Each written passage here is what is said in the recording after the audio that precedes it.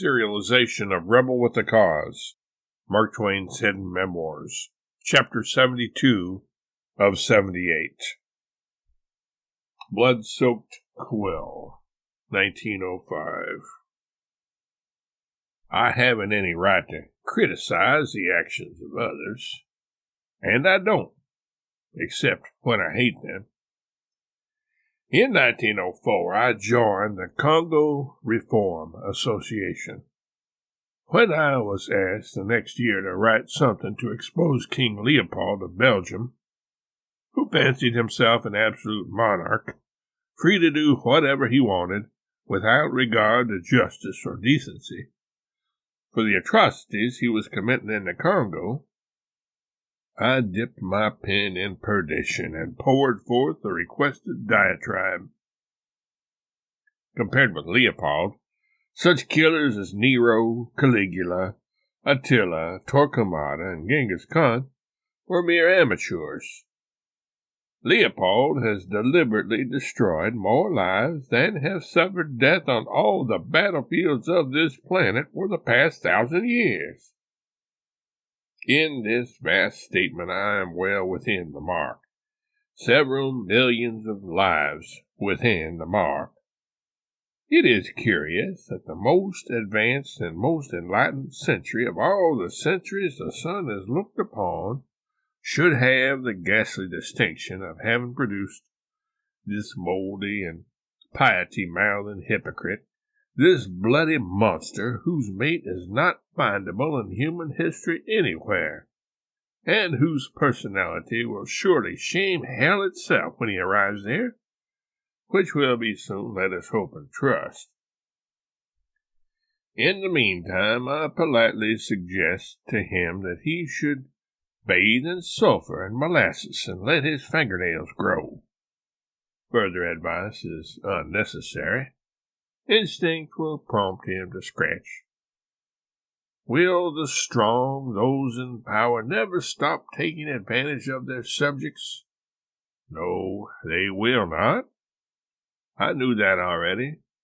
Bitter experience and observation and reading of history had taught me that. Still, I needed to express my vitriol. To stand by, mute, and say nothing would be tantamount to passive consent.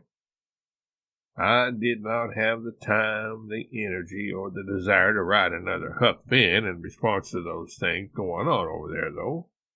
Instead, I wrote a shorter and more direct attack entitled King Leopold's Soliloquy, to give the scoundrel down the banks and expose him for the evil tyrant that he is.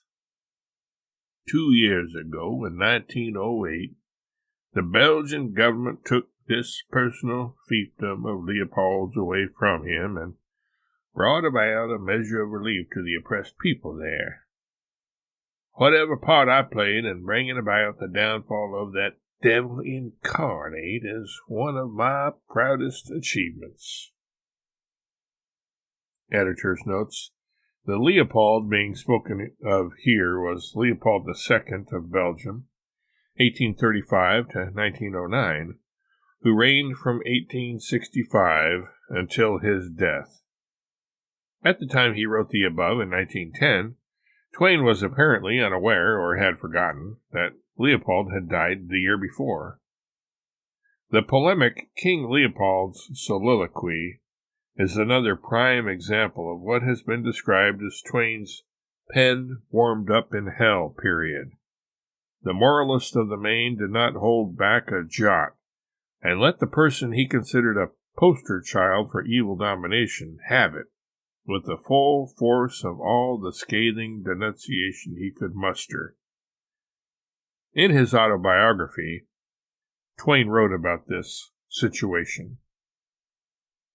The royal palace of Belgium is still what it has been for 14 years, the den of a wild beast, King Leopold II, who, for money's sake, mutilates, murders, and starves 500,000 of friendless and helpless poor natives in the Congo state every year, and does it by the silent consent of all the Christian powers except England, none of them lifting a hand or voice to stop these atrocities, although 13 of them are by solemn treaty pledged to the protecting and uplifting of those wretched natives.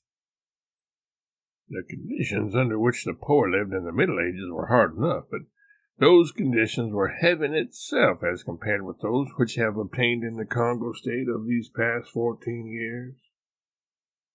Earlier in the same year of 1905, Twain had also written The Tsar's Soliloquy, another polemic which takes Russian Tsar Nicholas to task for having had his troops fire on striking workers in St. Petersburg, Russia, in January.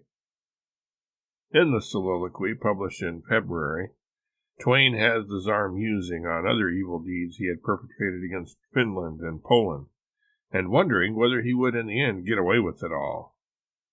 While Twain wrote here specifically against Tsar Nicholas and King Leopold, he was also fundamentally anti-royalist. He expressed this quite plainly in his 1891 essay, At the Shrine of St. Wagner, the relevant part of which describes a mass of people espying a princess on a balcony above them, and goes on to opine, This daughter-in-law of an emperor was pretty. She had a kind face. She was without airs. She is known to be full of common human sympathies. There are many kinds of princesses, but this kind is the most harmful of all, for wherever they go, they reconcile people to monarchy and set back the clock of progress. The valuable princes, the desirable princes, are the czars and their sort. By their mere dumb presence in the world, they cover with derision every argument that can be invented in favor of royalty by the most ingenious casuist. In this time, the husband of this princess was valuable. He led a degraded life. He ended it with his own hand in circumstances and surroundings of a hideous sort, and was buried like a god. Twain elsewhere called monarchy the grotesquest of all the swindles ever invented by man.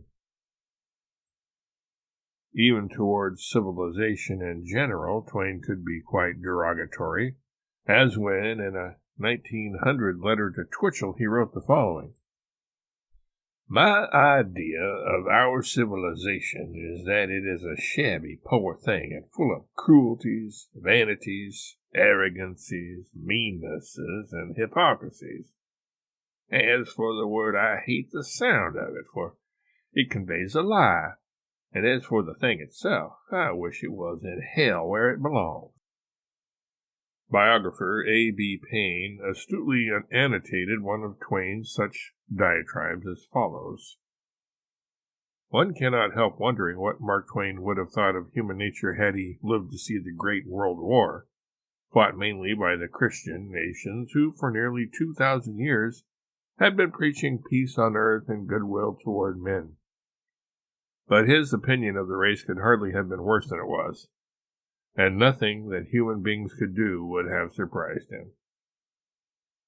Although often expressing outspoken animosity towards mankind as a whole, as regards individuals, Twain could be almost exaggeratedly magnanimous. Near the beginning of 1906, Twain attended the funeral of a longtime servant of his. He spoke of this employee and friend as follows, while responding to a request for his definition of the word gentleman. No, he was never old. Patrick came to us 36 years ago, a brisk, lithe young Irishman. He was as beautiful in his graces as he was in his spirit, and he was as honest a man as ever lived. For 25 years he was our coachman, and if I were going to describe a gentleman in detail, I would describe Patrick. At my own request, I was his pallbearer with our old gardener. He drove me and my bride so long ago. As the little children came along, he drove them too. He was all the world to them, and for all in my house he had the same feelings of honor, honesty, and affection. He was 60 years old. Howells suggests he was old. He was not so old. He had the same gracious and winning ways to the end. Patrick was a gentleman, and to him I would apply the lines, "So may I be courteous to men, faithful to friends, true to my God, a fragrance of the path I trod." He was with us in New Hampshire, with us last summer, and his hair was just as black, his eyes were just as blue, his form just as straight, and his heart just as good as on the day we first met. In all the long years, Patrick never made a mistake. He never needed an order. He never received a command. He knew. I have been asked for my idea of an ideal gentleman, and I give it to you. Patrick McAleer. In 1906, Twain wrote Eve's Diary, a companion piece or bookend to Adam's Diary. Toward the end of 1906, Twain addressed a congressional subcommittee on copyright.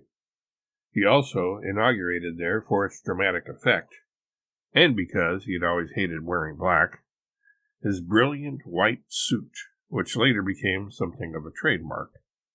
Twain had been concerned about copyright protection for quite some time, and was happy with the extension of copyright. He said about this, "I like the bill, and I like that it proposed extension from the present limit of copyright life of 42 years to the author's life in 50 years after.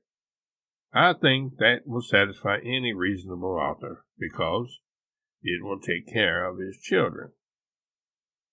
Twain knew he wouldn't live much longer, and he was concerned about his daughters. Both Clara and Jean were still alive at the time. In 1960, 50 years after Twain's death, and thus at the end of the copyright period of his latest works, Clara was his sole remaining child. She died 2 years later in 1962.